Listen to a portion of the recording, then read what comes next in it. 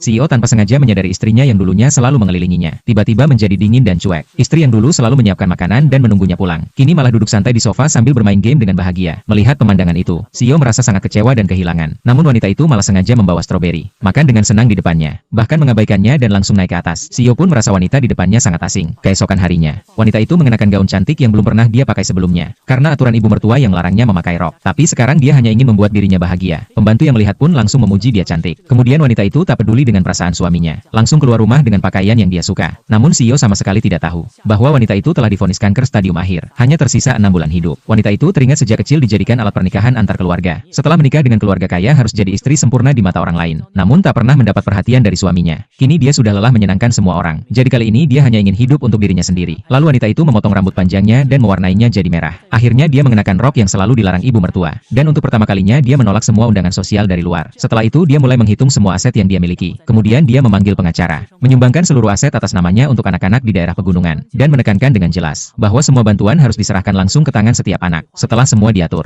wanita itu hanya berbaring di rumah sambil main game. Saat itu kepala pelayan datang mengingatkan, CEO akan pulang setengah jam lagi, menyuruhnya turun untuk menyiapkan makan malam. Tapi wanita itu langsung memerintah, masakan makanan hanya untuk dirinya saja. Kepala pelayan pun penasaran kenapa dia tidak memasak sendiri. Namun wanita itu langsung marah dan berkata CEO tidak pantas dia masakan. Perubahan sikap wanita itu membuat kepala pelayan merasa ada yang tidak beres. Saat itu CEO pun pulang. Dia kaget melihat wanita yang dulunya lembut sekarang malah asyik bermain game, dan sama sekali mengabaikannya. Keesokan paginya, wanita itu masih bersikap dingin, sarapan sendirian. Adik iparnya pun curiga bahwa dia adalah mata-mata dari ibu tiri, dan ini juga alasan CEO selalu menjaga jarak darinya. Setelah sarapan, wanita itu menghabiskan pagi dengan mengeriting dan mewarnai rambutnya, karena dia hanya ingin mewujudkan keinginannya sebelum meninggal. Setelah semuanya selesai, CEO melihat wanita yang begitu cantik, langsung terpikat olehnya. Tak lama kemudian mereka pergi ke rumah keluarga besar. Begitu turun dari mobil, CEO langsung masuk ke ruang kerja, meninggalkan wanita itu sendiri menghadapi tekanan dari para orang tua. Saat itu ibu tiri pura-pura bertanya bagaimana hubungan mereka. Wanita itu sadar bahwa waktunya di dunia tinggal sedikit. Lalu dia langsung membalas dengan tegas. Tak lama kemudian kakak iparnya mulai mengejek dan menyindir. Namun wanita itu juga tidak mau kalah. Akhirnya semua orang terdiam tak berani bicara. Tapi saat itu juga, CEO keluar dengan marah, berniat memberi pelajaran pada wanita itu.